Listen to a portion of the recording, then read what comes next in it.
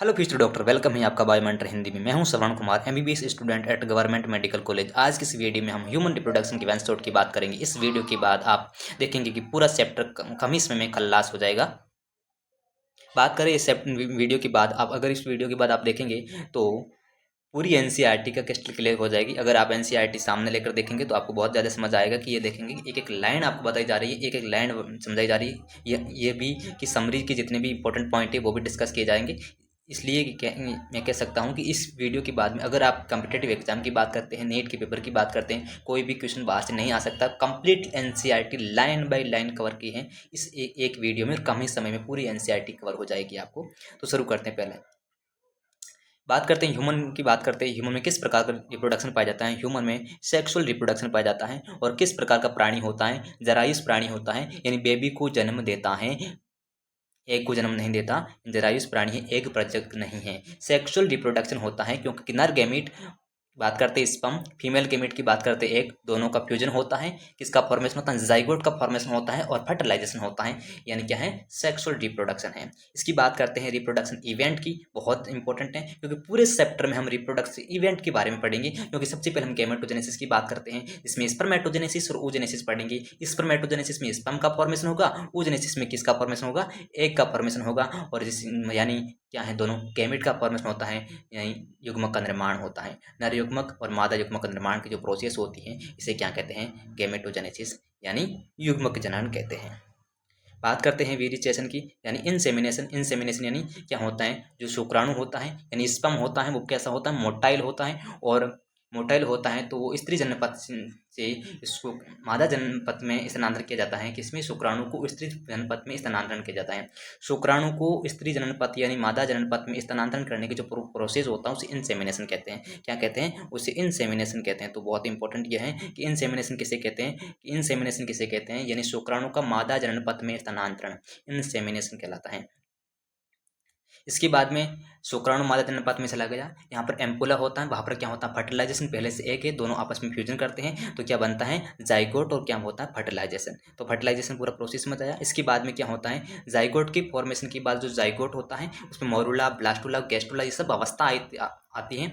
बात करते हैं ब्लास्टुला अवस्था में, ब्लास्टोसिस्ट अवस्था होती है जिसके अंदर क्या होता है, गर्भाशय की एंडोमेट्री में चिपक जाता है वो जाइगोट की जो ब्लास्टोसिस्ट अवस्था है वहाँ पर क्या होती है, गर्भाशय की एंडोमेट्री में चिपक जाती है, जिसे क्या कहते हैं, इनप्लांटेशन कहते हैं। इनप्लांटेशन कहते हैं। बात करते हैं गर्भाशय की एंडोमेट्री में चिपक जाने की, तो गर्भाशय में 3 लेयर होती हैं, पेरीमेट्रियम, मायोमेट्रियम, एंडोमेट्रियम। कहाँ पर चिपकती है, एंडोमेट्री में चिपकती है। इसके बाद में क्या, गेस्टेशन पीरियड होता है, वो कब होता है, कितने टाइम का होता है, 9 मंथ का होता है। इसकी बात करते हैं पार्सुरेशन, पार्सुर बच्चे का जन्म हो जाता है, पार्सुरेशन होता है। पूरा रिप्रोडक्शन इवेंट्स में सबसे पहले क्या होता है, गैमेट का फॉर्मेशन होता है, गैमेटोजेनेसिस। फिर गैमेट का ट्रांसफर होता है, जिसमें फीमेल रिप्रोडक्शन ट्रैक में होता है, तो इसे कहते हैं इंसेमिनेशन। इसके बाद में दोनों गैमेट मिल जाते हैं, फर्टिलाइजेशन। इसके बाद क्या होता है, जाइगोट का फॉर्मेशन हो गया, जाइगोट का क्या होता है, परिवर्तन हुआ। और इसके बाद क्या बना, मोरुला और ब्लास्टुला अवस्था। और ब्लास्टुला ब्लास्टोसिस्ट ह्यूमन के कैसे बनती है, और ब्लास्टोसिस्ट गर्भाशय की एंडोमेट्रियम में चिपक जाती है, इसे इनप्लांटेशन कहते हैं। इनप्लांटेशन के बाद में गेस्टेशन पीरियड आता है और बच्चे का जन्म होता है, पार्सुरेशन हो जाता है। तो ये पूरा हमने पढ़ा है रिप्रोडक्टिव इवेंट, जो एनसीईआरटी के पहले पेज में दे रखा है। और एनसीईआरटी के पहले पेज में ये दे रखा है कि बात करते हैं पुरुष की, बात करते हैं वृद्ध अवस्था तक शुक्राणु बनना जारी रहता है। ये एक एक वर्ड दे रखा है जो एनसीईआरटी में है, पूरा कंप्लीटली समझा जाएगा। पुरुष में जो स्पर्म का फॉर्मेशन होता है वो जन्म दर यानी वृद्धि वृद्ध अवस्था तक बनना जारी रहता है। स्पर्मेटोजेनेसिस की जो प्रोसेस होता है वृद्ध अवस्था तक ही जारी रहता है। लेकिन महिला में ऐसा नहीं होता। महिला के जो 15 ईयर के बाद में क्या होता है, बंद हो जाता है, एग का फॉर्मेशन बंद हो जाता है। क्यों बंद होता है, क्योंकि वहाँ पर मोनोपोज आ जाता है। क्या आ जाता है, मोनोपोज जाता है और मेस्ट्रुअल साइकिल भी खत्म हो जाती है। तो आपको याद रखना है, पुरुष में कब तक शुक्राणु बनता है, वृद्ध अवस्था तक भी बनना जारी रहता है। महिला में कब तक बनता है, महिलाओं में जो बात करते हैं एग का फॉर्मेशन होता है 50 वर्ष के बाद में खत्म हो जाता है। ठीक है। इसके बाद हम बात करते हैं, ये एक के फॉर्मेशन की बात है, oogenesis की बात नहीं। oogenesis का शुरुआत की बात करते हैं, कहाँ पर होता है oogenesis, एम्ब्रियोनिक डेवलपमेंट में होता है। और स्पर्मेटोजेनेसिस की बात करते हैं, वो कहाँ पर होता है, प्यूबर्टी में होता है। तो हम इसके बाद हम टॉपिक की बात करते हैं, जो टॉपिक का नाम है male reproductive system. Male reproductive system की बात करते हैं, वो कहाँ प्रेजेंट होता है। मेल रिप्रोडक्टिव सिस्टम जो होता है वो कहाँ पर होता है, ये जो पेल्विक रीजन है जहाँ पर प्रेजेंट होता है, पेल्विक रीजन में प्रेजेंट होता है। उसकी बात करते हैं, ये इसमें अंदर क्या होता है, एक जोड़ा टेस्टिस पाया जाता है, वर्षण होता है, एसिस रिडक्ट पाई जाती जाती है और सहायक ग्रंथियाँ पाई जाती है। इसके साथ साथ बात करते हैं एक्सटर्नल जेनेटेरिया होता है, और एक्सटर्नल जेनेटेरिया की बात करते हैं यहाँ पर क्या होता है, पेनिस पाया जाता है एक्सटर्नल जेनेटेरिया के अंतर्गत। जो बात करते हैं पेनिस में क्या होता है, टिश्यू पाया जाता है, और कौन विशेष प्रकार के टिश्यू, एनसीईआरटी में दे रखा है विशेष प्रकार के टिश्यू। और टिश्यू के नाम की बात करते हैं, उत्तक का नाम बात करते हैं कॉर्पोरा कैवर्नोसा, कॉर्पोरा स्पंजियोसम होता है, जो एनसीईआरटी में मेंशन नहीं किया गया है। बात करते हैं ये जो पेनिस होता है किसमें हेल्प करता है, ये इरेक्शन में हेल्प करता है और इंसेमिनेशन में हेल्प करता है, जिसमें जो टिश्यू पाया जाता है जो हेल्प कर देता है इरेक्शन में और इंसेमिनेशन में। इरेक्शन में उत्थान और इंसेमिनेशन का मतलब होता है शुक्राणु का मादा जनन पथ में स्थानांतरण। इसके बाद की बात करते हैं हम लोग, तो ये हमने देखा जो पेनिस होता है यहाँ पर पूरी तरीके से समझाया हुआ है।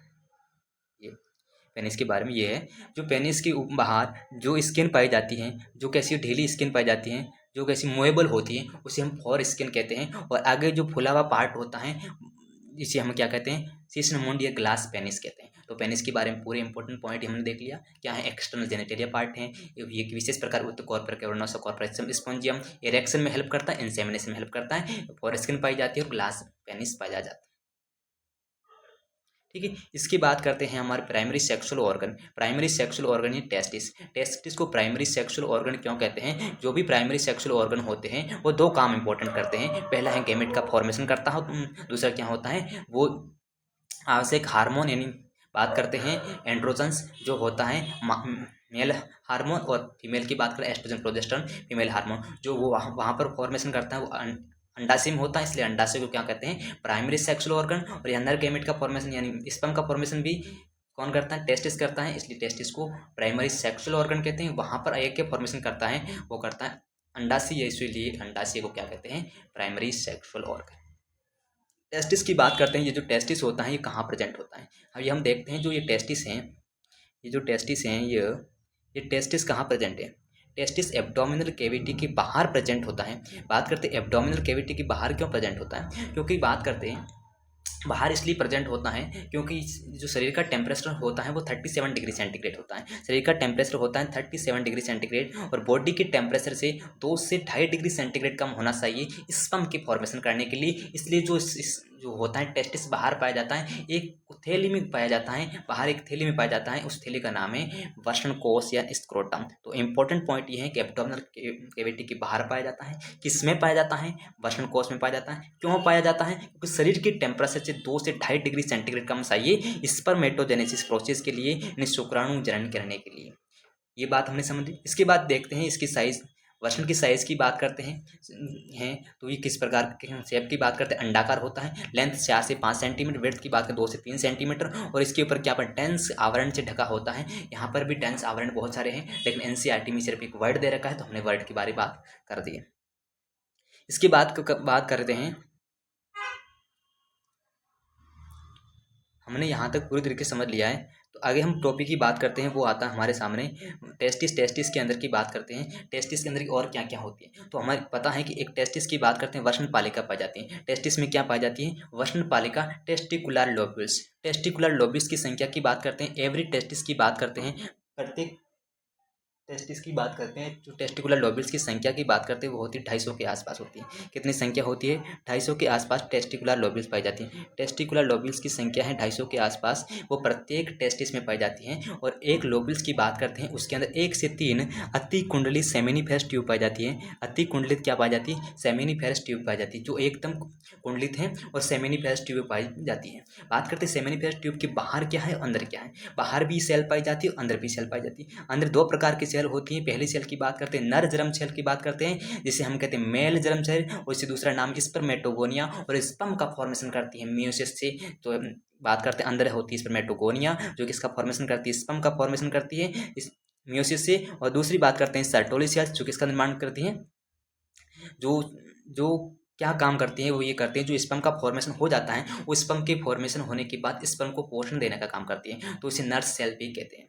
दूसरी बात इंपॉर्टेंट ये है कि अंदर पाई जाती हैं 2 सेल, और बाहर भी पाई जाती है 1 सेल। बाहर सेल पाई जाती है उसे कहते हैं अंतराली सेल्स या लीडिंग सेल्स। क्योंकि अंतराली सेल क्यों कहते हैं, क्योंकि अंतराली अवकाश में पाई जाती है, और ये इसका मेन काम क्या होता है लीडिंग सेल्स का। लीडिंग सेल टेस्ट हार्मोन का सिक्रेशन करते हैं, जो तरह का एंड्रोजन, जिसे हम क्या कहते हैं, एंड्रोजन कहते हैं। तो बात समझ में आई कि जो टेस्टिकुलर लोब्यूल्स हैं वो संख्या में 250 हैं। प्रत्येक लोब की बात करते हैं 1 से 3 सेमिनिफेरस ट्यूब होती है। सेमिनिफेरस ट्यूब के अंदर 2 सेल है, बाहर 1 सेल है। अंदर सेल की बात करें नर जन्म सेल और सर्टोरी सेल्स। नर जन्म सेल जिसे हम कहते हैं स्पर्मेटोगोनिया, जो अर्धस्तरीय विभाजन से स्पर्म का फॉर्मेशन करती है। सर्टोरी सेल की बात करते हैं उस स्पर्म को न्यूट्रेंट देती है। बात करते हैं बाहर लीडिंग सेल्स, जो एंड्रोजन हार्मोन का सेवन। इसकी बात इंपॉर्टेंट ये है, जो सेमिनिफेरस ट्यूब होती है बाहर एक क्षेत्र पाया जाता है, उसे अंतराली अवकाश कहते हैं। वहाँ पर क्या होते हैं, लीडिंग सेल्स। इसके अलावा एनसीईआरटी में दे रखा है लीडिंग सेल के अलावा इसमें वेसल्स पाई, ब्लड वेसल्स पाई जाती है और इम्यूनिटी के कार्य करने वाली सेल्स भी पाई जाती है। इम्यूनिटी में काम करने वाली सेल्स भी पाई जाती है। तो यहाँ पर ये डायग्राम दे रखा है, एनसीईआरटी का ही डायग्राम है।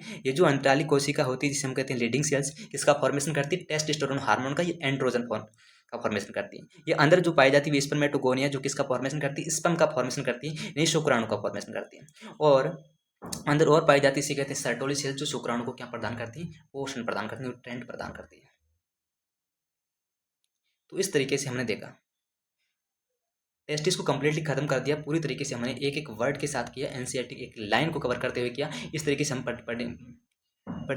पढ़ेंगे तो पूरी तरीके से एनसीईआरटी कवर हो जाएगी और कॉम्पिटिटिव एग्जाम आसान से निकल जाएगा। तो इस तरीके से आप अपनी बुक को खोल के देखिए, एक एक वर्ड आपको कवर हो जाएगा और नोट्स भी इस तरीके से बनाए।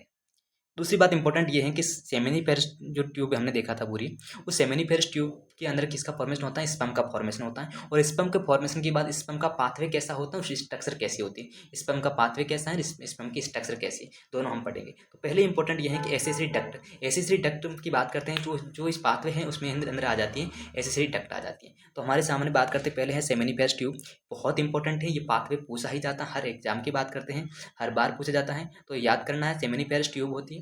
सेमिनिफेरस ट्यूब की बात करते हैं, अंदर जो एक मुड़ा हुआ पार्ट होता है, अति जाली का पार्ट होता है, जिसे हम कहते हैं रेटेड टेस्टिस, वाजा इफ्रेंसिया में खुलता है और वाजा इफ्रेंसिया आगे जाकर एपिडिडाइमस में खुलती है। बात करते हैं एपिडिडाइमस जो होता है वर्ण के पश्च क्षेत्र में स्थित होता है और एपिडिडाइमस आगे जाकर वाजा डिफरेंसिया में खुलता है। जो वाजा डिफरेंस होता है वो एब्डोमिनल कैविटी के ऊपर की ओर बढ़ते हैं और मूत्राशय के ऊपर क्या बनाती हैं, लूप बनाती हैं। और इसकी बात करते हैं, सेमिनल वेसाइकल आती है, वाजा डिफरेंस के साथ में क्या आती है, सेमिनल वेसाइकल क्या बना, एजुकुलेटेड डक्ट बनाती है और यूरेथ्रा के माध्यम से यूरेथ्रल मेट्स में खुल जाती है। तो ये पूरा पाथवे को समझने के लिए हम इस डायग्राम का यूज लेंगे। जैसे ये डायग्राम दे रखा है, ये डायग्राम क्या कहते हैं कि इसके अंदर रेटेड टेस्ट वर्षण पालिका रेटेड टेस्टिस होता है, सॉरी ये है टेस्टिकुलर लोबल्स होते हैं। टेस्टिकुलर लोबल्स के अंदर पाई जाती है रेटेड टेस्टिस, क्यों, उसके अंदर पाई सेमिनिफेरस ट्यूब, जो सेमिनिफेरस ट्यूब आगे जाकर किसमें खुलती है, रेटेड टेस्टिस। और रेटेड टेस्टिस जो होता है वो आगे किसमें खुलता है, वाजा इफ्रेंसिया में खुलता है और वाजा इफ्रेंसिया आगे जाकर एपिडिडाइमस में खुलती है, जो वर्षण के पश्च क्षेत्र में स्थित होता है। जो एपिडिडाइमस होता है वह आगे जाकर वाजा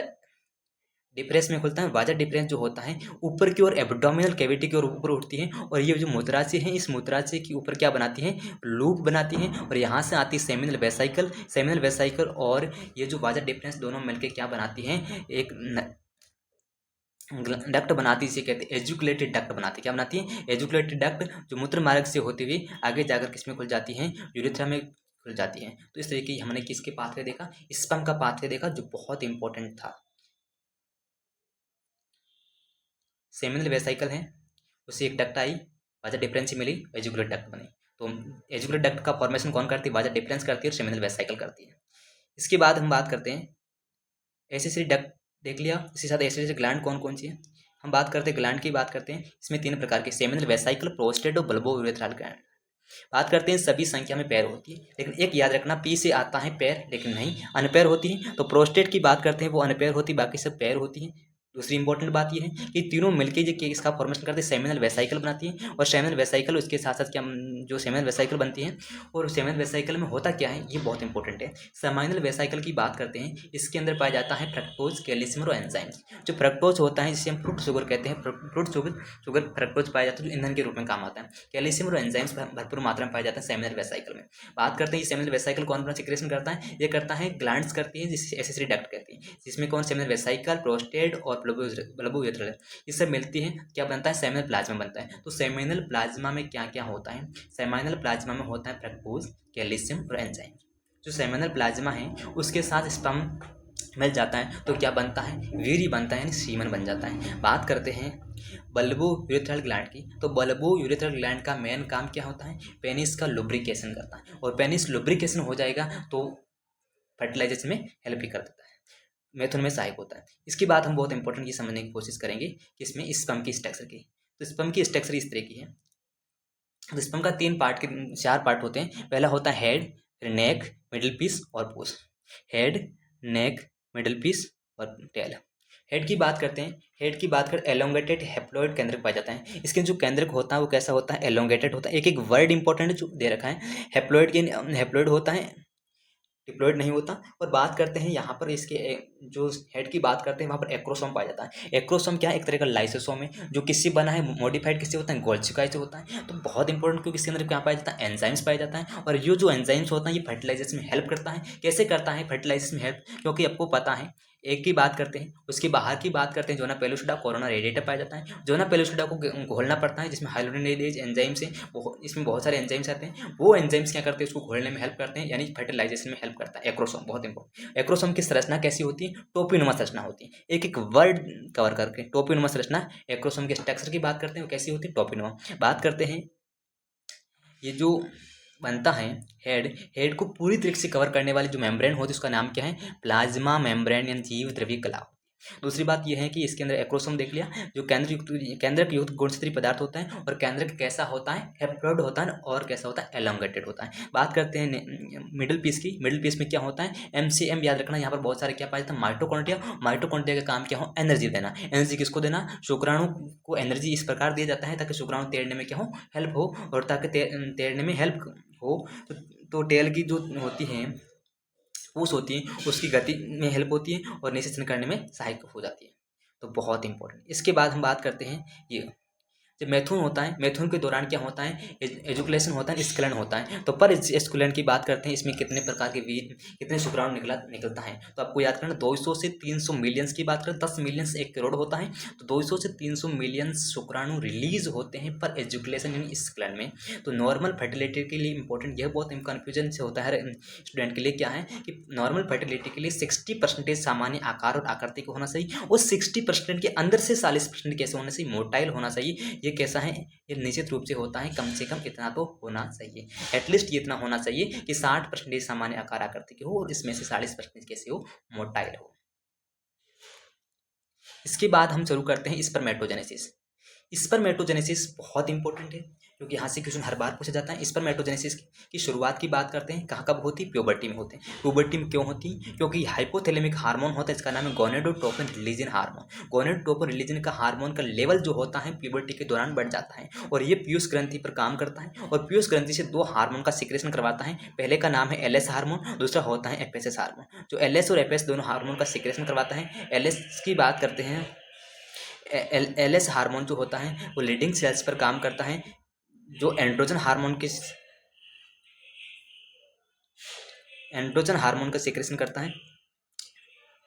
और ये जो एंड्रोजन हार्मोन होता है ये स्पर्मेटोजेनेसिस प्रोसेस में हेल्प करता है। तो बहुत इंपॉर्टेंट ये क्या है? हमने जो कुछ देखा दोबारा रिवाइज करते हैं, क्या सिस्टम देखा था। प्यूबर्टी की बात करते हैं, तो प्यूबर्टी के दौरान क्या होता है? गोनेडोट्रोपिन रिलीजन हार्मोन का लेवल बढ़ जाता है। तो ये पीयूष ग्रंथि पर काम करता है, और पीयूष ग्रंथि से 2 प्रकार के हार्मोन निकलवाता है।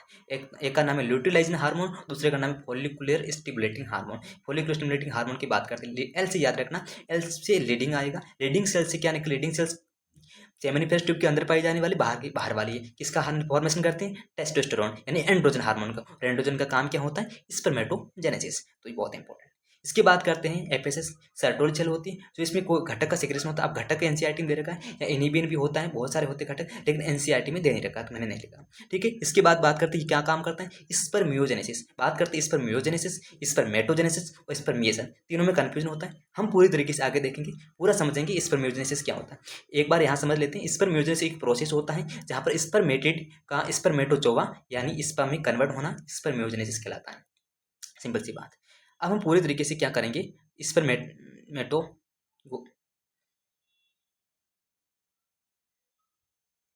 स्पर्मेटोसिस देखेंगे।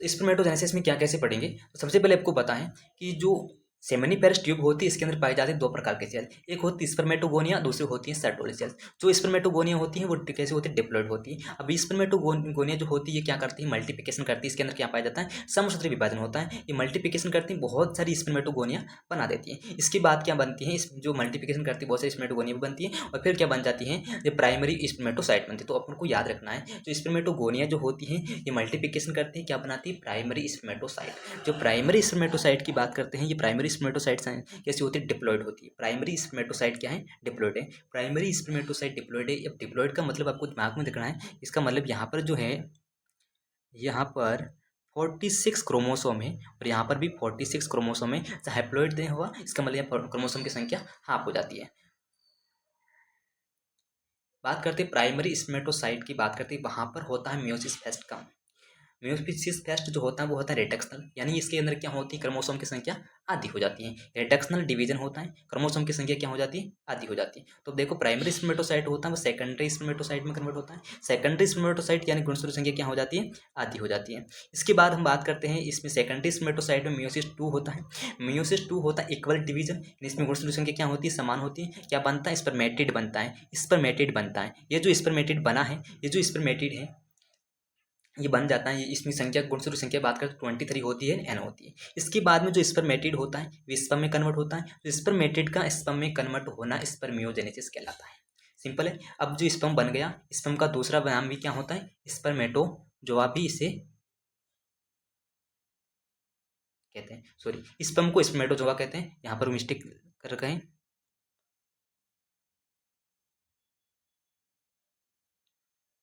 स्पर्म को क्या कहते हैं, स्पर्मेटोजोआ कहते हैं। ठीक है। इसके बाद इंपॉर्टेंट ये है कि जो स्पर्म होता है यानी स्पर्मेटोजोआ होता है, ये क्या होता है, पोषण प्रदान करने के लिए सर्टोली सेल में चला जाता है। वो सर्टोली सेल में एम्बेडेड हो जाता है, उससे पीछे फिर सेमिनिफेरस ट्यूब से बाहर निकल जाता है और इसे स्पर्मिएशन कहते हैं। तो स्पर्मिएशन क्या होता है, सेमिनिफेरस ट्यूब से बाहर निकलना, स्पर्म का सेमिनिफेरस ट्यूब से बाहर निकलना स्पर्मिएशन कहलाता है। और बाहर क्यों, पहले क्या होता है, वो सर्टोली सेल्स के अंदर चलता है। क्यों चलता है, कि उसको पोषण चाहिए। उसके बाद बाहर निकल जाता है, तो इससे क्या कहते हैं, स्पर्मिएशन कहते हैं। एनसीईआरटी में वही डायग्राम दे रखा है, उसको मैंने यहाँ पर दिखा दिया। गुणसूत्र संख्या कैसी होती है, क्या नहीं होती, प्यूबर्टी के दौरान होती है, बाकी सब सेम टू सेम देख रखा है।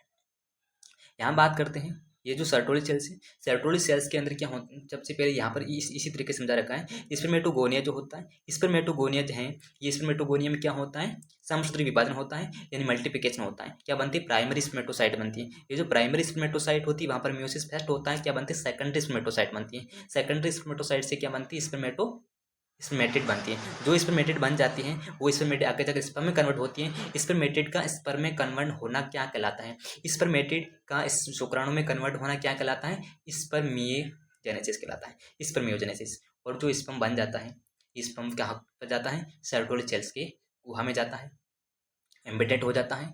क्यों, पोषण चाहिए। फिर क्या होता है, फिर एम्बेडेड हो गया, पोषण चाहिए, उसके फिर बाहर निकलता है। कहाँ से निकलता है, सेमिनिफेरस ट्यूब से निकल जाता है, जिसे हम क्या कहते हैं, स्पर्मिएशन कहते हैं। तो इस तरीके से हमने पूरी तरीके से स्पर्मेटोजेनेसिस पढ़ लिया। यहाँ एक क्वेश्चन क्या बनता है, यहाँ ये बनता है कि और स्पर्म के हैं, 4 स्पर्म हैं, और 4 स्पर्म के निर्माण करने के लिए कितनी सेकेंडरी स्पर्मेटोसाइट चाहिए, 2 चाहिए। और 2 स्पर्म के फॉर्मेशन करने के लिए कितनी सेकेंडरी स्पर्मेटोसाइट चाहिए, 1 चाहिए। मतलब 100 स्पर्म के फॉर्मेशन करने के लिए 50 n/2। अगर बात करते हैं 100 स्पर्म की फॉर्मेशन करने के लिए प्राइमरी स्पर्मेटोसाइट की संख्या की बात करते हैं, तो प्राइमरी स्पर्मेटोसाइट की संख्या कितनी होगी, 25 होगी। क्योंकि एक प्राइमरी स्पर्मेटोसाइट है वो क्या बनाती है, और स्पर्म बनाती है। ठीक है, इस तरीके से हमने समझा। तो यहाँ पर इस मियोसिस की संख्या भी पूछ जाती है, तो रिडक्शनल डिवीजन माना जाता है, तो वहाँ पर भी संख्या सेम आती है, n/4 करता है। ठीक है। इसके बाद हम बात करते हैं मेल रिप्रोडक्टिव सिस्टम, हमने खत्म कर दिया 23 मिनट के अंतर्गत। मेल रिप्रोडक्टिव सिस्टम डन हो गया। इसके बाद शुरुआत करते हैं हम फीमेल रिप्रोडक्टिव सिस्टम की। तो फीमेल रिप्रोडक्टिव सिस्टम की बात करते हैं, तो ये जो है कहाँ पर प्रेजेंट होते हैं, मेल रिप्रोडक्टिव सिस्टम हो चाहे फीमेल रिप्रोडक्टिव सिस्टम हो, दोनों पेल्विक रीजन में स्थित होता है। बात करते हैं यहाँ एनसीईआरटी ने दे रखा है, जितने भी फीमेल रिप्रोडक्टिव सिस्टम हैं इसमें कौन कौन से पार्ट आते हैं, सहायक ग्रंथियाँ हैं, इसके जो सहायक ग्लैंड जो भी हैं, सॉरी सहायक डक्ट हैं, नलिका हैं, और भी एक्सटर्नल जेनेटेरिया, ये सब क्या होते हैं, सभी अंग आपस में मिल जाते हैं किसके अंदर, स्तन ग्रंथि के अंदर, जो क्या है मेमरी ग्लैंड है। और मेमरी ग्लैंड के आपस में मिल जाते हैं तो एक्सट्रक्शनल और फंक्शनल काम करते हैं। अब बात करते हैं स्ट्रक्चरल फंक्शनल काम कैसे, जैसे प्रेगनेंसी है, शिशु की देखभाल करना है, फर्टिलाइजेशन की बात करते हैं, पार्चुरेशन की बात करते हैं, ये सब काम में हेल्प करता है। इंस्ट्रक्शनल फंक्शन हेल्प करते हैं, मिलकर आपस में काम करते हैं।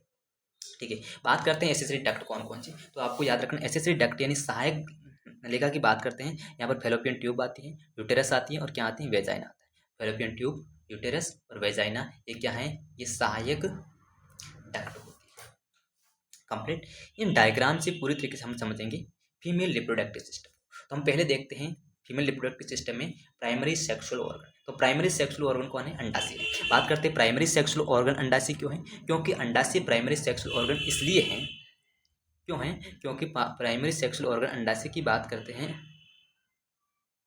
ये अंडाशय प्राइमरी सेक्सुअल ऑर्गन क्यों है, प्राइमरी सेक्सुअल ऑर्गन इसलिए है क्योंकि यहाँ पर अंडाणु यानी किसका फॉर्मेशन हो रहा है, अंडाणु का। अंडाणु यानी क्या है, फीमेल गैमीट है, गैमीट का फॉर्मेशन होता है। दूसरा एस्ट्रोजन प्रोजेस्टेरोन स्टेरॉइड हार्मोन है, इसका फॉर्मेशन होता है, जो फीमेल हार्मोन होते हैं, ये भी फॉर्मेशन हो रहा है। तो इसलिए इसको क्या कहते हैं, प्राइमरी सेक्सुअल ऑर्गन कहते हैं। बात करते हैं इसकी लेंथ की, 2 से 4 सेंटीमीटर इसकी लेंथ होती है। फिर बात करते हैं इसमें इसकी जो अंडाशय की है, अंडाशय की यहाँ पर की बात करते हैं, इसके ऊपर है, इसके ऊपर क्या होती है, पतली उपकला पाई जाती है, पतली एपिथेली पाई जाती है, और इसके ओवरियम स्ट्रोमा होती है, अंदर ओवरियम स्ट्रोमा होती है, जो बाहर वाले को कॉर्टेक्स, अंदर वाले को मेडुला कहते हैं। पूरे डायग्राम भी आगे देखेंगे, क्योंकि हम देखेंगे कि इसमें इसके अंदर जो प्रोलिफिकेशन कैसे होता है, पूरी तरीके से जो पुट्टिका है इसके अंदर विकसित कैसे होती है, वहाँ पर हम देखेंगे मेडुला कैसे है और कॉर्टेक्स कैसे है, पूरी तरीके से समझेंगे।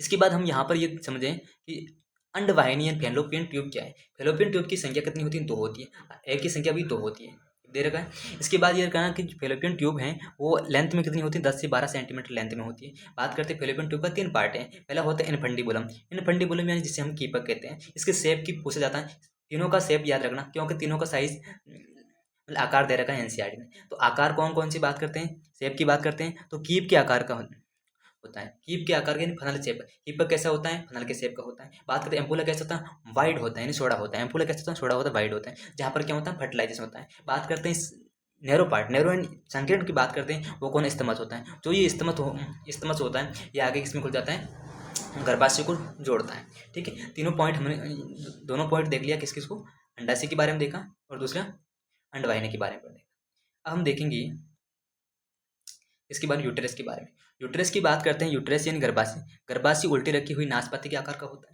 और गर्भाशय की बात करते हैं, उल्टी रखी हुई नाशपाती के आकार का 3 लेयर पाई जाती है। बाहर सबसे बाहर होती है उसे हम क्या कहते हैं, पेरीमेट्रियम कहते हैं, और अंदर होती है उसे कहते हैं मायोमेट्री, बीच वाली मायोमेट्रियम, सबसे अंदर वाली एंडोमेट्रियम। जो पेरीमेट्रियम होती है वो पतली मेम्ब्रेनस होती है, पतली होती है और मेम्ब्रेनस होती है।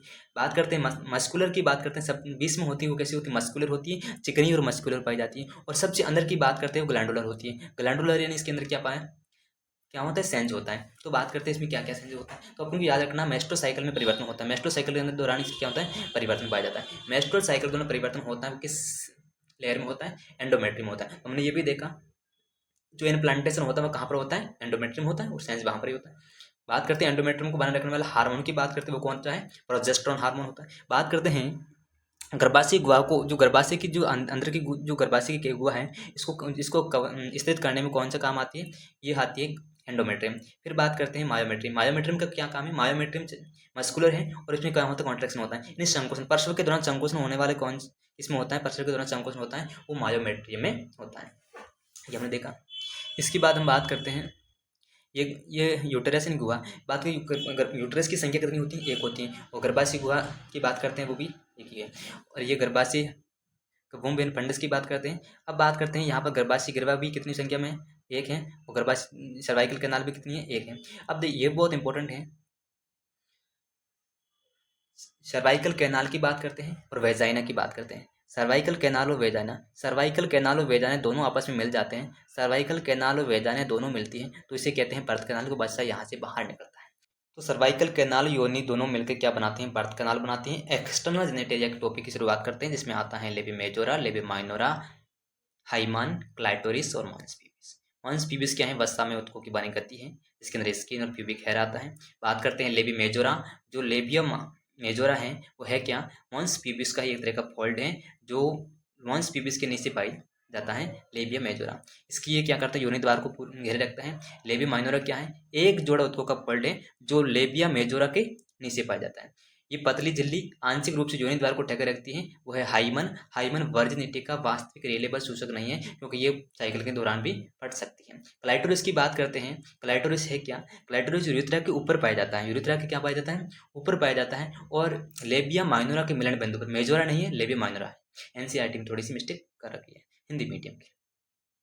बात करते हैं मेमरी ग्लैंड। मेमरी ग्लैंड की बात करते हैं, इसमें ग्लैंड की बात करते हैं, ग्लैंडुलर टिश्यू पाया जाता है। तो ग्लैंडुलर टिश्यू है और विभिन्न मात्रा में बसता है। जो ग्लैंडुलर टिश्यू है उसके अंदर क्या है, पाली पाई जाती है, लोब लोब पाई जाती है। 15 से 20 क्या पाई जाती है, लोब पाई जाती है। इन लोब के अंदर क्या होता है, सेल्स का क्या होता है, बहुत सारा गुच्छा होता है, बहुत सारे सेल मिल जाती है और क्या बनाती है, एल्वोलाई यानी कुप्पी का बनाती है। और इस एल्वोलाई के अंदर ही मिल्क का सिक्रेशन होता है। इस जो एल्वोलाई है, इस एल्वोलाई के अंदर ही क्या होता है, मिल्क का सिक्रेशन होता है। बहुत इंपॉर्टेंट। इसकी बात करते हैं, जो एल्वोलाई है उसके अंदर क्या होती है, कैविटी, और इसके अंदर मिल्क क्या हो जाता है, एकत्रित हो जाता है। अब जो मिल्क बना है किसके अंदर बना है, एल्वोलाई में, और वो इसका पाथवे कैसा है, ये मस्त बहुत इंपॉर्टेंट है। और इस पाथवे के लिए हमने ट्रिक याद किया, अम्मा। एक वर्ड याद रखना, जो लैक्टिपर्स डक्ट है वो वहां से जो होता है मिल्क बाहर निकलता है। तो लैक्टिपर्स डक्ट से मिल्क बाहर निकलता है, एक वर्ड याद रखना है और बाकी आपको पूरे तरीके से याद हो जाएगा। तो लैक्टिपर्स डक्ट सबसे लास्ट में आएगा। टेम्पोला मुझे पता ही है, वो इससे पहले आएगा। और एक इंपॉर्टेंट, ये एल्वोलाई तो सबको पता है कि एल्वोलाई में किसका फॉर्मेशन होता है, मिल्क का फॉर्मेशन होता है। तो पहले मिल्क का फॉर्मेशन होना चाहिए। तो सबसे पहले क्या होता है, एल्वोलाई। डबल एम का मतलब होता है, तो लैक्टिपर्स डक्ट होती है सबसे लास्ट में। तो डक्ट आपस में पास पास में होनी चाहिए। तो डक्ट के पास क्या होनी चाहिए, डक्ट है, तो मेमोरी डक्ट पहले आएगी। तो लास्ट में क्या आएगी, मेमोरी डक्ट, और पहले क्या आएगी, मेमोरी ट्यूब आएगी, और लास्ट में एम्पुला। तो इस तरीके से हमने ट्रिक के माध्यम से पूरी तरीके से समझ लिया। तो एम्पुला वहां पर भी हमने देखा, एम्पुला क्या है, वाइट बार होता है, थोड़ा। ठीक है, इसके बाद हमारा टॉपिक शुरू हुआ है oogenesis। बहुत इंपॉर्टेंट। जैसे हमने स्पर्मेटोजेनेसिस देखा, स्पर्मेटोजेनेसिस की बात करते हैं, शुरुआत होती है वो कब होती है, प्यूबर्टी के दौरान होती है। लेकिन oogenesis की बात करते हैं, शुरुआत होती है एम्ब्रोनिक डेवलपमेंट के दौरान होती है, एम्ब्रोनिक स्टेज के अंदर होती है। जन्म की बात किसी प्रकार की उगोनिया नहीं बनती, ये बहुत इंपॉर्टेंट है। और इस डायग्राम से हम लोग समझने की कोशिश करें, पूरी तरीके से समझेंगे कि उगोनिया में क्या क्या होता है। oogenesis में बात करते हैं, सबसे पहले की बात करते हैं, जब बच्चे का जन्म होता है और जन्म से पहले फीटल अवस्था में होती है, तो इसके अंदर क्या होती है, बहुत सारी क्या पड़ी रहती है, उगोनिया पड़ी रहती है। तो ये बहुत सारी क्या है, उगोनिया, ये जो पड़ी है बहुत सारी, ये ब्लड वेसल्स दे रखी है, बहुत सारी उगोनिया। तो हमने ये पहले देखा था कि जो ये पूरी ओवरी बना रखी है, तो ओवरी के अंदर होता है मेडुला, बाहर होता है कॉर्टेक्स, ये मैंने देखा। तो इस तरीके पूरे बना के देख रखे।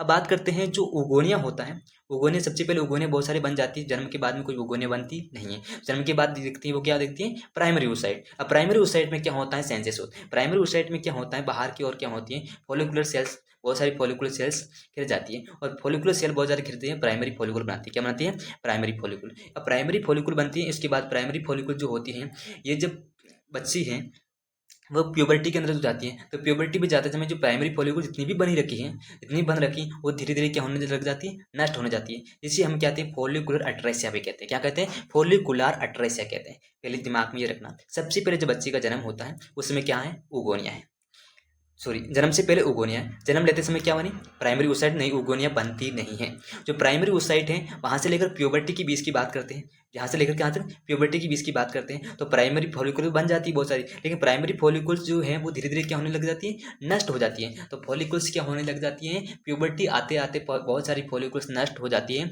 और 60,000 से 80,000 फॉलिकुल्स भी रहती है। तो फॉलिकुलर जो नष्ट होती है, इस प्रोसेस का नाम है फॉलिकुलर अट्रेसिया। तो प्राइमरी फॉलिकुल्स रही, ये जो प्राइमरी फॉलिकुल्स हैं, ये प्राइमरी फॉलिकुल्स हैं। इस प्राइमरी फॉलिकुल्स के ऊपर क्या बम है, फॉलिकुलर सेल्स है, फॉलिकुलर, सॉरी, प्राइमरी फॉलिकुल्स है, इसके ऊपर सेल्स है, इसका नाम है ग्रेनुलोसा सेल्स। तो प्राइमरी फॉलिकुल्स के ऊपर कौन है, जो सेल दिख रही है, ग्रेनुलोसा सेल्स है, जो क्या बनाती है, फॉलिकुल्स बनाती है। ठीक है, जो ग्रेनुलोसा सेल्स हैं वो क्या है, अलग अलग थेका बन जाती है, धीरे धीरे थेका में डिवाइड होने लग जाती है। तो प्राइमरी फॉलिकुल सेकेंडरी फॉलिकुल में कन्वर्ट हो जाती है। प्राइमरी फॉलिकुल सेकेंडरी फॉलिकुल में कब कन्वर्ट होती है, जब इसमें थेका दिखने लग जाता है, किसका, फॉलिकुल का, ग्रेनुलोसा जो सेल्स होती है उसका थेका दिखने लग जाता है। अगर वो थेका बाहर स्पष्ट रूप से दिखने लग जाए, थेका इंटरना और एक्सटर्ना, जैसे इसमें दिख रहा है, थेका इंटरना दिख जाए, थेका एक्सटर्नल दिख जाए, एकदम स्पष्ट अलग दिखता है, तो यानी ये क्या है, टर्सरी फॉलिकुल है। और टर्सरी फॉलिकुल का इंपॉर्टेंट कैरेक्टर है कि इसमें एंट्रम यानी गुहा पाई जाती है, जो टर्सरी फॉलिकुल बन गया। और टर्सरी फॉलिकुल अंदर जो है, इसके अंदर ये है प्राइमरी ओसाइट, यहाँ से लेकर यहाँ तक, हम यहाँ से लेकर यहाँ तक पढ़े, सब में क्या है, प्राइमरी ओसाइट है। इसके बाद में क्या होता है, जो टर्सरी फॉलिकल से प्राइमरी ओसाइट में वृद्धि होती है और प्राइमरी ओसाइट धीरे धीरे बड़ी होने लग जाती है। और यहाँ पर आपको देखेंगे तो यहाँ सब, यहाँ जन्म से लेकर प्यूबर्टी की बात करते हैं, जहाँ पर ओवुलेशन होता है उसी कुछ समय पहले की बात करते हैं। तो जो कहाँ पर रहती हैं, सबसे पहले तो वहाँ पर की बात करते हैं, मियोसिस फेस्ट रुक जाता है। और मियोसिस फेस्ट किस में रुक जाता है, प्रोफेज फेस्ट के अंदर रुक जाता है, वो भी डिप्लोटिन अवस्था में रुकता है, तो वो डिप्लोटिन अवस्था में रुक जाता है। और अब जो ओवुलेशन होता है, ओवुलेशन ठीक पहले क्या होता है, म्यूसिस फेस्ट कंप्लीट होता है, तो प्राइमरी फॉलिकल किस में कन्वर्ट हो जाती है, सेकेंडरी फॉलिकल में कन्वर्ट हो जाती है। किस में कन्वर्ट होती है, सेकेंडरी फॉलिकल्स में, सॉरी, प्राइमरी ओसाइट जो होती है, प्राइमरी ओसाइट किस में कन्वर्ट हो जाती है, सेकेंडरी ओसाइट में कन्वर्ट हो जाती है। तो ये प्राइमरी ओसाइट सब कुछ थी, और यहाँ पर है सेकेंडरी ओसाइट। तो सेकेंडरी ओसाइट बन गया, तो टर्सरी फॉलिकल थी वो किस में कन्वर्ट हो जाती है, ग्राफियन फॉलिकल्स में। ग्राफियन फॉलिकल में ज़्यादा अंतर नहीं है, क्योंकि इसके अंदर जो है ओसाइट वो कैसी है, सेकेंडरी ओसाइट है।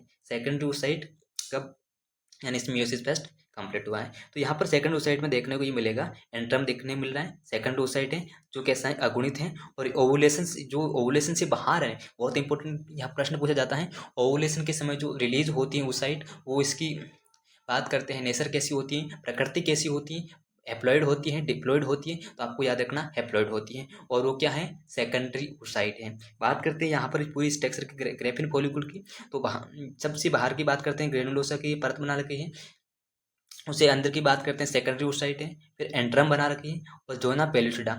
जोना पेलुसिडा क्या है, जोना पेलुसिडा का फॉर्मेशन कौन करता है, सेकेंडरी ओसाइट ही जोना पेलुसिडा बनाती है। और जोना पेलुसिडा है वो कैसा है, पारदर्शी है, तो ये याद रखना, जोना पेलुसिडा पारदर्शी आवरण है जो सेकेंडरी ओसाइट बनाता है। फिर क्या है, कोरोना रेडिएटा, और जोना पेलुसिडा पर ही शुक्राणु आता है, वहाँ पर रिएक्शन करता है, इसे कॉर्टिकल रिएक्शन भी कहते हैं। तो हम आगे देखते हैं, ग्राफियन फॉलिकल है, ग्राफियन फॉलिकल से इसके अंदर ओवुलेशन हुआ, सेकंड ओसाइट बाहर निकल गई, तो पीछे जो ग्राफियन फॉलिकल बच जाती है, इसे हम कहते हैं कार्पस लूटियम। जो कार्पस लूटियम मेन काम क्या करता है, प्रोजेस्टेरोन हार्मोन का सिक्रेशन करता है। प्रोजेस्टेरोन हार्मोन का मेन काम होता है एंडोमेट्रियम को बनाए रखना। एंडोमेट्रियम बनी रहेगी तो प्रेगनेंसी हो जाएगी। अगर ये कार्पस लूटियम नष्ट हो गई, यानी एंडोमेट्रियम नहीं बन पाएगी, क्यों, क्योंकि प्रोजेस्टेरोन के लेवल गिर जाता है, मेस्ट्रुअल साइकिल की शुरुआत हो जाती है। तो आगे हम देखेंगे, तो इसको वापिस रिवाइज करते हैं, क्या हमने पढ़ा, हमने ये पढ़ा, जब बच्चे का जन्म होता है उससे पहले की बात करते हैं, बहुत सारी उगनियाँ बन जाती हैं, बच्चे के जन्म के बाद कोई उगनियाँ नहीं बनती। अब बच्चे का जन्म हुआ तो प्राइमरी ओसाइट में है, प्राइमरी ओसाइट में कोई दिक्कत नहीं। और इसके ऊपर ग्रैन्युलोसा के क्या बन जाती है, बहुत सारी सेल से बहुत सारी परत बन जाती है, तो बन जाती है प्राइमरी फॉलिकल। प्राइमरी ओसाइट में प्राइमरी फॉलिकल, फिर प्राइमरी फॉलिकल्स जो होती हैं, ये जो जब आती हैं प्यूबर्टी के दौरान आती हैं, तो प्यूबर्टी के समय प्राइमरी फॉलिकल्स है, लेकिन प्राइमरी फॉलिकल की संख्या धीरे धीरे क्या होने लग जाती है, कम होने लग जाती है, क्योंकि प्राइमरी फॉलिकल नष्ट होने लग जाती है। और वो कम होकर कितनी हो जाती है, 60,000 से 80,000, जिसे हम क्या कहते हैं, फॉलिकुलर अट्रेसिया कहते हैं। अब बात करते हैं सेकेंडरी फॉलिकल, यानी धीरे धीरे क्या होती है, प्राइमरी फॉलिकल्स होती है वो थेका बना देती है, तो सेकेंडरी फॉलिकल थेका स्पष्ट दिखने लग जाता है, एक्सटर्नल और इंटरनल, इसे हम टर्सरी फॉलिकल कहते हैं। और टर्सरी फॉलिकल तक जो बात करते हैं, इसकी प्रकृति की बात करते हैं, प्रकृति कैसी है, प्राइमरी ओसाइट है। प्राइमरी ओसाइट आगे जाकर, अब ये जो इसके अंदर मियोसिस फेस्ट कंप्लीट होता है ओवुलेशन से ठीक पहले, तो ओवुलेशन से ठीक पहले मियोसिस फेस्ट कंप्लीट होता है, प्राइमरी ओसाइट सेकेंडरी ओसाइट बनती है, यहाँ पर ग्राफिन फॉलिकल दे रखा है। तो जो ओवुलेशन से रिलीज होने वाला ओसाइट है वो किस अवस्था में निकलेगा, हैप्लॉइड अवस्था में निकलता है, जिसे हम सेकेंडरी ओसाइट कहते हैं। जो सेकेंडरी ओसाइट है यही क्या बनाता है, जो है पेलुसिडा बनाता है, और जो है पेलुसिडा कैसा होता है, पारदर्शी होता है। ठीक, अब सेकेंडरी ओसाइट बाहर निकल गया, और पीछे जो बची एक ग्राफिन फॉलिकल वो पीली कार्पस लूटियम बना देती है, और वो बनाती है एक हार्मोन, इसका नाम है प्रोजेस्टेरोन। और ये प्रेगनेंसी हार्मोन कहते हैं, क्योंकि ये क्या करती है, एंडोमेट्रियम को बनाए रखता है। अगर इसका लेवल कम हो जाता है तो मेस्ट्रुअल साइकिल की शुरुआत होती है, क्यों, क्योंकि एंडोमेट्रियम विघटित हो जाती है, डीजेनरेट हो जाती है। ये समझ आ गया। हाँ, ये जो जितना भी पढ़ा है इसको हम इस तरीके से देखते हैं। तो देखो, सबसे पहले क्या है, ओगोनिया। जो ओगोनिया क्या है, फीमेल जर्म सेल है। बात करते हैं मेल जर्म सेल की, तो वहां पर क्यों थी, स्पर्मेटोगोनिया। तो ये ओगोनिया में क्या हुआ, मल्टीप्लिकेशन हुआ, और क्या बनी, प्राइमरी ओसाइट बनी। ठीक है, प्राइमरी ओसाइट रुक जाती है, किसमें रुक जाती है, प्रोफेज फेस्ट में। प्रोफेज फर्स्ट यानी म्यूसिस फर्स्ट है, वो म्यूसिस फर्स्ट का पार्ट है प्रोफेज फर्स्ट। यहाँ पर भी याद रखना प्रोफेज में बहुत सारी अवस्था होती है। कौन कौन सी होती है? बहुत सारी अवस्था, डिप्लोटिन, काइटिन, डाइकाइनेसिस, ये सब बहुत सारी अवस्था होती है। तो इसके अंदर जो डिप्लोटिन अवस्था होती है बहुत सारी लंबी अवस्था होती है, यहाँ पर भी लिखा है। तो डिप्लोटिन अवस्था में रुक जाती है, डिप्लोटिन अवस्था में रुक जाती है। तो अपने ओगोनिया प्राइमरी ओसाइट थी, मियोसिस फेस्ट कंप्लीट नहीं होता है, वहां पर प्रोफेज फेस्ट की डिप्लोटिन अवस्था में रुक जाती है। अब बात करते बर्थ हुआ, बचपना बीता, प्यूबर्टी, प्यूबर्टी आई तो ओवुलेशन होगा। तो ओवुलेशन से ठीक पहले क्या होता है, ये जो है मियोसिस फेस्ट खत्म हो जाता है, यानी पूरा होता है। और मियोसिस फेस्ट पूरा होता है तो क्या बनता है, सेकेंडरी ओसाइट बनता है। आज सेकेंडरी ओसाइट बन जाती है, यानी वहां पर ग्राफिन फॉलिकल देखा था, इसी फेस्ट पोलर बॉडी बन जाती है। यहाँ पर एन का मतलब क्रोमोसोम की संख्या 23 रह जाती है। बात करते हैं मेटाफेज की, सॉरी, यहाँ पर जो दे रखा है सेकेंडरी ओसाइट और फेस्ट पोलर बॉडी बन जाती है। और यहाँ पर मियोसिस मेटाफेज लिख रखा है। मियोसिस फेस्ट की बात करते हैं, वो तो वहाँ पर पूरा हो गया, फिर होता है म्यूसिस सेकंड। और म्यूसिस सेकंड की बात करते हैं, वो भी रुक जाता है। वो कब रुकता है, मेटाफेज सेकंड में रुक जाता है। Prophase, metaphase, anaphase, telophase. तो प्रोफेज के बाद मेटाफेज आता है सेकंड वाला, उसमें रुक जाता है। तो उसमें रुक जाता है तो फिर क्या करता है, फिर ये जब पूरा कब होता है, जब स्पर्म एग के अंदर प्रवेश करता है तब ये पूरा हो जाता है। और क्या बनता है, ओवम में अंडाणु बनाता है, सेकेंडरी पोलर बॉडी बन जाती है। तो ओवम बन जाती है, ओवम के साथ में एग जोड़ता है, क्या बनता है, जाइगोट। और जाइगोट के आगे क्या होता है, प्लांटेशन के प्रोसेस शुरू हो जाती है। उससे पहले हम देखते हैं ये जो पूरा प्रोसेस देखा, ओवुलेशन के बारे में देखा, तो ओवुलेशन हुआ है, ये सब हुआ है। तो ये सब प्रोसेस के लिए हम मेस्ट्रुअल साइकिल पढ़ेंगे। मेस्ट्रुअल साइकिल का डायग्राम बहुत ज़्यादा इंपॉर्टेंट है, इसका पीक लेवल भी याद रखना। इससे पहले हम ये पूरे समझेंगे मेस्ट्रुअल साइकिल में क्या क्या है। तो सबसे पहले मेस्ट्रुअल साइकिल, जैसे महावारी या मासिक धर्म भी कहते हैं, ये कितने दिन का होता है, 28 या 29 एक मंथ का होता है। बात करते हैं यहाँ पर कि ये किस किस में पाया जाता है। तो मेस्ट्रुअल साइकिल होता है मादा प्राइमेट में पाया जाता है, बंदर, कपी है मनुष्य में। बात कर, ये प्यूबर्टी की इसमें शुरुआत कब होती है, मेस्ट्रुअल साइकिल की प्यूबर्टी में होती है। और अंत कब होता है ये भी दे रखा है, रजोनिवृत्ति में जो मेस्ट्रुअल साइकिल बंद हो जाता है। तो शुरुआत प्यूबर्टी में होती है, इसे हम मेनार्के कहते हैं। और जब मेस्ट्रुअल साइकिल बंद हो जाता है इसे हम कहते हैं रजोनिवृत्ति। तो शुरुआत और अंत की बात करते हैं, दोनों के बीच में क्या है, पीरियड है, इसमें नॉर्मल रिप्रोडक्टिव फेज भी कहते हैं। तो रजोतर्षण यानी मेस्ट्रुअल साइकिल की शुरुआत, रजोनिवर्ती मेस्ट्रुअल साइकिल बंद 50 के ईयर के आसपास होता है। इसकी पूरी फेज की बात करते हैं। सबसे पहले मेस्ट्रुअल फेज, जैसे ब्लीडिंग फेज भी कहते हैं। मेस्ट्रुअल फेज में क्या होता है, हमने एज्यूम किया है कि फर्टिलाइजेशन नहीं हुआ है, एग का फर्टिलाइजेशन नहीं हुआ है। तो एग का फर्टिलाइजेशन नहीं हुआ तो जितनी जो ग्राफिन फॉलिकल थी वो उसके अंदर जो कार्पस लूटियम बनना था एग रिलीज होने के बाद, लेकिन वो नहीं हुआ फर्टिलाइजेशन, तो अनिश्चित हुआ, अनफर्टाइल एग था, वो अनफर्टाइल था। तो कार्पस लूटियम क्या हो जाती है, विकटित यानी डीजेनरेट हो जाती है और प्रोजेस्टेरॉन लेवल गिर जाता है। प्रोजेस्टेरॉन लेवल गिरने के कारण क्या होता है, एंडोमेट्रियम की लेवल जो परत होती है वो डीजेनरेट हो जाती है, वो खुल जाती है और ब्लड सेल्स के साथ में बाहर निकल जाती है। और किसकी शुरुआत होती है, ब्लीडिंग फेज यानी मेस्ट्रुअल फेज की शुरुआत होती है, वो 3 से 5 दिन का होता है। इसके बाद हमारी शुरुआत होती है, इसे कहते हैं प्रोलिफिकेशन फेज, या प्रोलिफिकेशन फेज कहते हैं, या इसे हम दूसरा नाम है जिसे हम कहते हैं फॉलिकुलर फेज। फॉलिकुलर फेज को हिंदी में कहते हैं पुटकी फेज। बात करते हैं ये पुटकी फेज क्या, तो जब हम बात करते हैं एंडोमेट्रियम नष्ट हो रही तो एंडोमेट्रियम को बनाना जरूरी है, क्योंकि अगले मंथ की शुरुआत होने वाली है। अगले मंथ की बात करते हैं तो वहाँ पर मेस्ट्रुअल साइकिल दोबारा हो गई, तो दोबारा होने से दोबारा होगी, वापस बनेगी, दोबारा होगी, प्रोसेस चलता रहेगा। अगर जो एंडोमेट्रियम को नहीं बनाया, अगर हमने एंडोमेट्रियम को नहीं बनाया, जो एग हैं और उसके साथ में फर्टिलाइजेशन हुआ है, तो उसके बाद में वहाँ पर सिपकने के लिए एंडोमेट्रियम चाहिए, नहीं चाहिए, सही है। तो इसलिए एंडोमेट्रियम को बनाना बहुत जरूरी है। तो प्रोलिफिकेशन फेज आता है, तो इसमें क्या होता है, हाइपोथैलेमिक हार्मोन, थैलेमस से क्या होता है, हाइपोथैलेमस से होता है पीयूष ग्रंथि पर काम करता है, पीयूष ग्रंथि पर काम करता है हाइपोथैलेमस, और एलएस एफएसएस का सिक्रेशन करवा देता है। जो एफएसएस की बात करते हैं, ये ग्राफिन फॉलिकल बनाता है, हमने देखा था, ग्राफिन फॉलिकल की मैच्योरेशन करता है। और यहाँ पर ग्राफिन फॉलिकल थेका एक्सटर्नल देखा, हमें थेका इंटरना देखा। थेका इंटरना की बात करते हैं, वहाँ से निकलता है एस्ट्रोजन हार्मोन। ये जो थेका इंटरना से एस्ट्रोजन हार्मोन निकलता है, ये एंडोमेट्रियम की बनाने में हेल्प करता है, एंडोमेट्रियम का रीजनरेशन कर लेता है। तो गर्भाशय की एंडोमेट्रियम वापिस से बन जाती है, इसे प्रोलिफिकेशन बोला। और यहाँ पर क्या हुआ, ग्राफिक फॉलिकुलर बनती है, इसलिए उसे पुट्टी की अवस्था भी बोला। ठीक है, इसके बाद क्या हुआ, एंडोमेट्री वापस बन गई। फिर क्या हुआ, मिड स्टेज में आया। मिड स्टेज में क्या होता है, 14 डे पे ओवुलेशन होता है। ओवुलेशन यानी इसमें एलएस एपीएस के लेवल बहुत बढ़ जाता है। तो एलएस एपीएस दोनों ऑप्शन आए, दोनों करेक्ट है, दोनों में से सही करना तो एलएस ज़्यादा करेक्ट होगा। तो यहाँ पर ओसाइट जो सेकंड ओसाइट बाहर निकल जाती है, और बाहर निकल गई तो पीछे बसी कार्पस लूटियम, कार्पस लूटियम बन जाती है। अब कार्पस लूटियम बसी, अब इसमें दो चांसेस हैं, फर्टिलाइजेशन हुआ नहीं हुआ। अगर फर्टिलाइजेशन हुआ तो कार्पस लूटियम रहेगी, प्रोजेस्टेरोन बना रहेगा, एंडोमेट्रियम को बना रखी, प्रेगनेंसी होगी। कार्पस लूटियम नहीं है तो प्रेगनेंसी नहीं होगी। क्यों, कार्पस लूटियम नहीं है तो प्रेगनेंसी का है क्यों होने वाली, कार्पस लूटियम नहीं है तो प्रोजेस्टेरोन का लेवल गिरेगा, मेस्ट्रुअल साइकिल दोबारा शुरू हो जाएगी।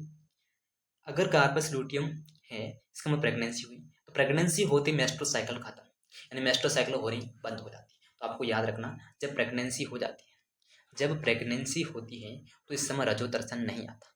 सही है, प्रेगनेंसी नहीं होती है इसका मतलब रजो, ये हमेशा सत्य है कि प्रेगनेंसी होगी तो रजो धर्म नहीं होगा, ये तो कहाँ सही लग रहा है। लेकिन कभी कभी क्या होता है कि आप देखते हो कि रजो धर्म रुक जाता है, ठीक है, अनुमान लगाते हैं कि प्रेगनेंसी है, ये हमेशा सही नहीं है। तो रजो धर्म रुकना प्रेगनेंसी का होना ही सही नहीं है। होने ही इंड्यूस एक तरह का सूचक है, इंडक्टर है, लेकिन प्रेगनेंसी नहीं, मतलब रजो धर्म नहीं आ रहा है, तो इसका मतलब ये नहीं कि प्रेगनेंसी ही हुई 100%, क्योंकि इसमें टेंशन होने के कारण, तनाव के कारण भी, जो हेल्थ में प्रॉब्लम होने के कारण भी मेंस्ट्रुअल साइकिल रुक जाती है, रजो धर्म जो होता है वो रुक जाता है। ठीक है, इस तरीके से हमने समझा। तो इस पूरी तरीके को हम चार्ट से समझने की कोशिश करते हैं। तो हमने क्या देखा, सबसे पहले क्या होता है, सबसे पहले रजोदर्शनी मासिक धर्म महावारी की शुरुआत की बात करते हैं। सबसे पहले हार्मोन फेज आती है, इसका नाम है ब्लीडिंग फेज। ब्लीडिंग फेज में क्या होता है, ब्लीडिंग फेज में होता है प्रोजेस्टेरोन लेवल का गिरावट। तो वहां पर क्या होता है, ब्लड गिर जाता है अनिश्चित अंडे के साथ में। ठीक है, वहां पर एस्ट्रोजन प्रोजेस्टेरोन लेवल हम देखते हैं। तो हम बात करते हैं सबसे बीच में प्रोलिफिकेशन फेज। प्रोलिफिकेशन फेज की क्या है, हाइपोथैलेमिक हार्मोन क्या होता है, पीस ग्रंथि को कहता है। वहां पर एलएस एपीएसएस दोनों सिक्रेशन होती है। एपीएसएस क्या करता है, एपीएसएस जो होता है वो फोलिकुलर जो होते हैं फॉलिकुल को बनाता है। जैसे प्रीपिकल फॉलिकुल बनती है, यहाँ से जाके ये फॉलिकुलर बनती जा रही है, तो ये फॉलिकुलर बनती है। तो इसमें थेका एक्सटर्नल पार्ट होता है, थेका इंटरनल पार्ट होता है। इंटरनल से क्या निकलता है, एस्ट्रोजन निकलता है। तो एस्ट्रोजन का पीक लेवल की बात करते हैं, एस्ट्रोजन पीक लेवल भी, इसमें भी पीक लेवल एस्ट्रोजन का आता है। दूसरी बात करते हैं, प्रोजेस्टेरोन बन गया। प्रोजेस्टेरोन कहाँ पर पीक लेवल आता है, यहाँ पर आता है, क्योंकि कार्पस लूटियम होता है वो किसका फॉर्मेशन करता है, प्रोजेस्टेरोन का फॉर्मेशन करता है। अगर कार्पस लूटियम हासिल हो गया तो वापिस मेस्ट्रोसाइकिल की शुरुआत हो जाएगी। अगर कार्पस लूटियम है तो शुरुआत नहीं होगी, क्योंकि प्रोजेस्टेरोन हार्मोन का सीक्रेशन करेगी, एंडोमेट्रियम को बनाए रखेगी, और वहां पर क्या चिपक जाएगा, जाइगोट चिपक जाएगा। तो दूसरी बात यहाँ पर जो 14 डे की बात करते हैं उसके बीच में क्या एलएस और एपीएस दोनों के लेवल क्या हो जाता है, बढ़ जाता है, पीक लेवल बढ़ जाता है। तो यहाँ पर एलएस एपीएस का लेवल बढ़ता है, तो ये भी ध्यान रखना। तो अगर पूछे दोनों में से कौन सा करेक्ट ज़्यादा है, तो एलएस ज़्यादा करेक्ट जाएगा। ठीक है, इस तरीके से हमने देख लिया। फिर बात करते हैं फर्टिलाइजेशन की। फर्टिलाइजेशन हमने देखा, फर्टिलाइजेशन क्या होता है, नर गैमेट और फीमेल गैमेट दोनों आपस में मिलता है, फ्यूजन करता है, जाइगोट का फॉर्मेशन करता है, फर्टिलाइजेशन कहलाता है, सिंपल। लेकिन इसको पूरी तरीके से समझने की कोशिश करते हैं, फर्टिलाइजेशन में क्या होता है, कैसे कैसे रिएक्शन होती है। जैसे ये एक तरीका क्या है, एक है तो अंडाणु है और इसमें शुक्राणु आ रहे हैं, तो बहुत सारे शुक्राणु अंडाणु पर आ रहे हैं, इसका मतलब बहुत सारे शुक्राणु मिल जाएंगे, अंडाणु पर नहीं जा सकते, क्योंकि पॉलीस्पर्मी को रोका जाता है। ये बात भी इंपॉर्टेंट है। निषेचन की जो होता है वो कहाँ पर होता है, पहले ये हमने देखा एम्पुला पर होता है।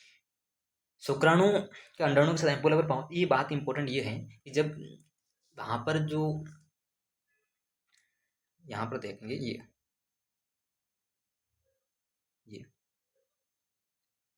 एग वहां पर है और शुक्राणु वहां पर नहीं गया तो कोई होने वाला नहीं। अगर एग है शुक्राणु नहीं है तो भी नहीं होने वाला। शुक्राणु है एक नहीं तो भी काम नहीं होने वाला, लेकिन दोनों एक साथ होना बहुत जरूरी है। तो इसलिए यहाँ पर लिखा है कि शुक्राणु और अंडाणु का दोनों एक साथ पहुंचेगा एम्पुला पर, तभी फर्टिलाइजेशन होता है। तो इसलिए हम कहते हैं मैथुन होता है, हर मैथुन फर्टिलाइजेशन होता है, नहीं होता। तो हर संभोग यानी हर निषेचन, हर संभोग निषेचन नहीं हो सकता, लेकिन हर निषेचन संभोग होता है। तो हर निषेचन जो होता है ना वो तो संभोग होता है। इसलिए यहाँ पर एनसीईआरटी लाइन दे रखी है, हर जो मैथुन होता है वो निषेचन तक नहीं पहुंचता, क्योंकि दोनों शुक्राणु अंडाणु आपस में मिलना है और वो भी एम्पुला पर, तो ये पॉसिबिलिटी हो तब फर्टिलाइजेशन होता है।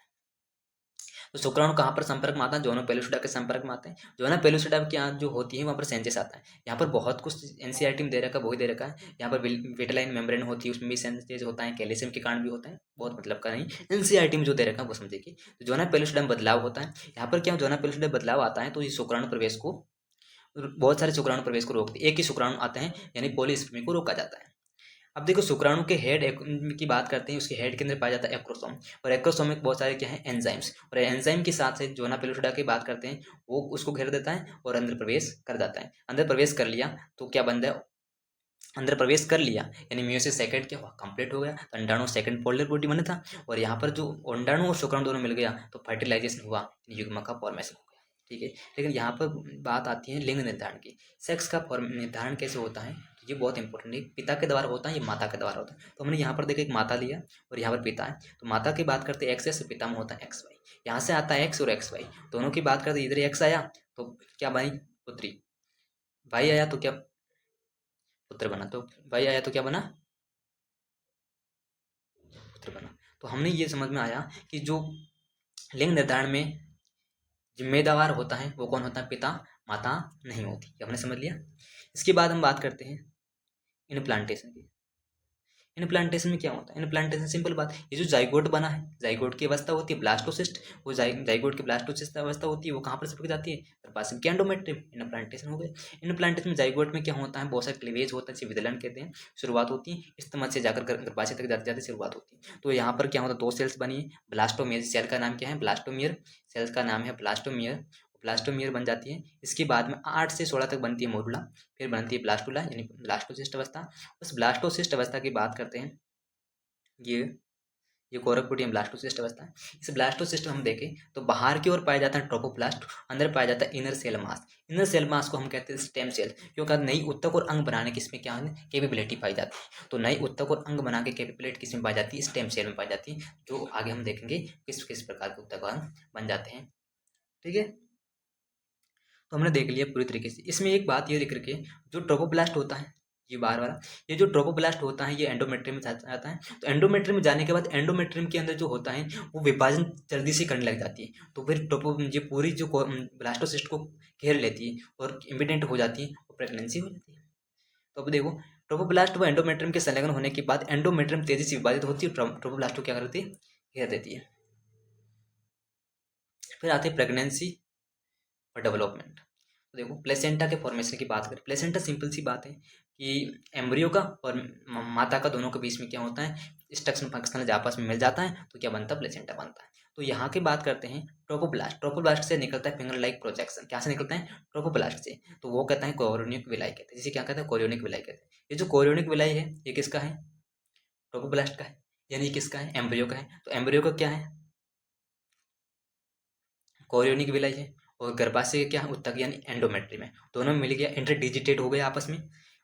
डेवलपमेंट एम्ब्रियो है यानी फेटस है, जिसे भ्रूण और गर्भ कहते हैं। तो development embryo sorry developing embryo है और फेटस है। जो डेवलप हो रहा है एम्ब्रियो और फेटस की बात करते हैं, वो उसका क्या है, कोरियोनिक विलाई हमने देखा। और माता का शरीर यानी एंडोमेट्रियम, दोनों आपस में मिलकर क्या बनती है, प्लेसेंटा बन जाती है।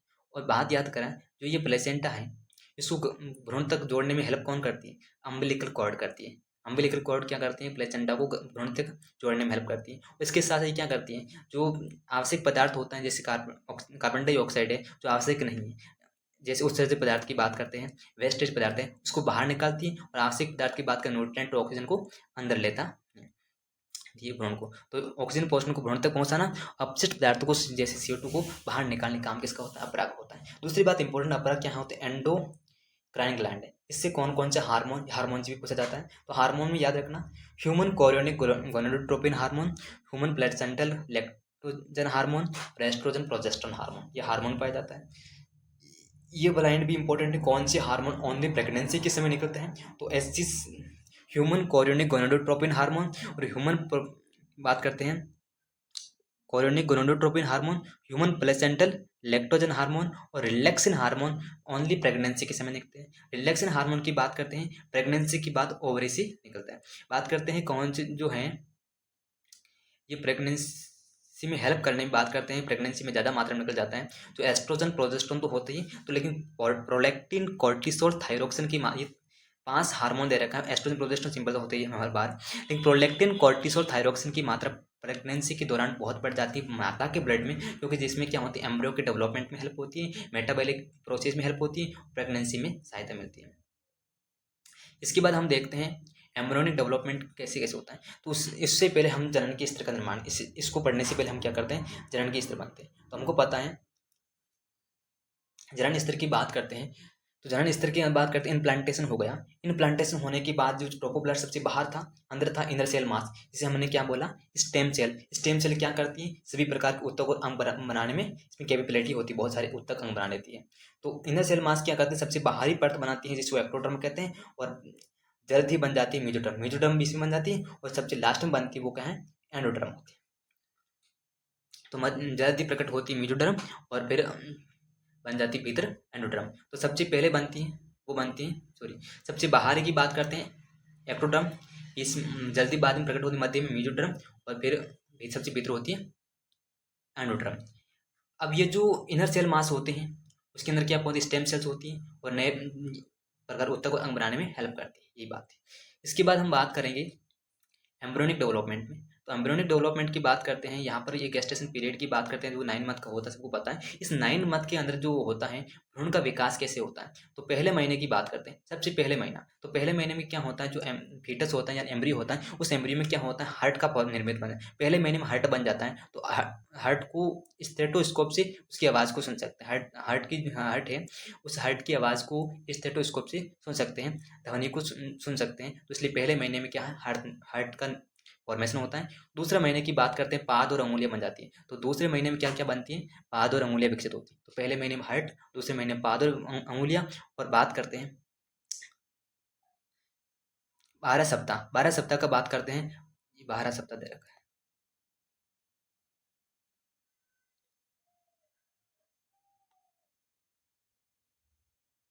हाँ, ये 12 सप्ताह का मतलब फर्स्ट ट्राइमेस्टर का मतलब 3 महीना। तो 12 सप्ताह में 3 महीना होगा। तो फर्स्ट ट्राइमेस्टर की बात करते हैं, अंत तक क्या होते हैं, सभी प्रकार अंग और अंग तंत्र बन जाते हैं। जैसे कि पाद की बात करते हैं, बाह्य जनन अंग की बात करते हैं। तो फर्स्ट ट्राइमेस्टर में पूरे शरीर के पूरे लगभग लगभग सभी अंग बन जाते हैं, अंग अंग तंत्र बन जाते हैं, और पाद और बाह्य जनन अंग भी बन जाते हैं। बात करते हैं 5वें महीने में, पहली बार गतिशीलता जो होती है वो किसमें आती है, 5वें महीने में। और सिर पर बाहर आना बहुत इंपॉर्टेंट है, सिर पर बाहर आना और पूरे शरीर भी बाहर आना की बात करते हैं, वो होती है सेकेंडरी ट्राइमेस्टर की बात करते हैं। इसके अंदर 24 वीक लगता है, ठीक है। पूरे शरीर पे कोमल बाल और आंखों की पलकें अलग अलग हो जाती है, बनोरियां भी बन जाती हैं। 9 मंथ की बात करते हैं, पूर्ण रूप से गर्भ विकसित हो जाता है और प्रसव के लिए तैयार हो जाता है। तो ये पूरे मंथ वाइज याद रखना है।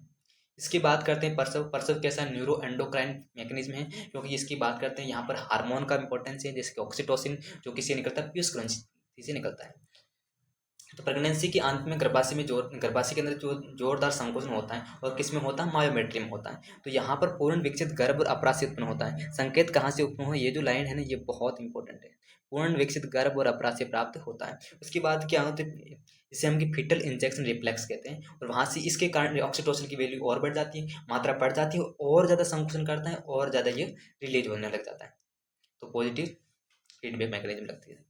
इसके बाद क्या होता है, हम देखते हैं दुग्ध का स्रावण, लैक्टेशन कैसे। तो देखें, प्रेगनेंसी के दौरान अंत तक दूध का उत्पन्न होने लगता है। प्रेगनेंसी हो गई, बाद अंत तक क्या हो, मिल्क का फॉर्मेशन हो गया। तो मिल्क के फॉर्मेशन से पहली बार जो मिल्क होता है उसे हम कहते हैं कोलेस्ट्रम या खीस कहते हैं। आरंभिक दिनों में उसमें एंटीबॉडी ए पाई जाती है, जो डॉक्टर भी हमेशा कहता है उस बच्चों को देना चाहिए, क्योंकि इसमें एंटीबॉडी पाई जाती है जो इम्यूनिटी प्रदान करने में हेल्प करती है, ठीक है। तो इस तरीके से हमने क्या किया, पूरी तरीके से देखा। ये जो कॉर्टिसोल, ऑक्सीटोसिन, एस्ट्रोजन हार्मोन है, ये है जटिल न्यूरो एंडोक्राइन क्रियाविधि में कौन से हार्मोन आते हैं, ये कहाँ पर दे रखा है, ये समरी में दे रखा है कि कॉर्टिसोल, ऑक्सीटोसिन, एस्ट्रोजन हार्मोन होते हैं ये जटिल न्यूरो एंडोक्राइन क्रियाविधि में। तो हमने पूरी तरीके से एक घंटे के अंदर, 1 आवर के अंदर पूरी एनसीईआरटी, ह्यूमन रिप्रोडक्शन की पूरी एनसीईआरटी को पूरी समझ लिया, और एनसीईआरटी के एक एक वर्ड, एक एक लाइन को देखते हुए कवर किया है। इस तरह की वीडियो और चाहिए तो कमेंट सेक्शन में बताइए, और हम दोबारा वीडियो लाएंगे। हमारे वीडियो को देखने के लिए धन्यवाद, और इस प्रकार के और वीडियो चाहिए तो कमेंट सेक्शन में बताइए, और चैनल को सब्सक्राइब करें, लाइक करें। Thank you.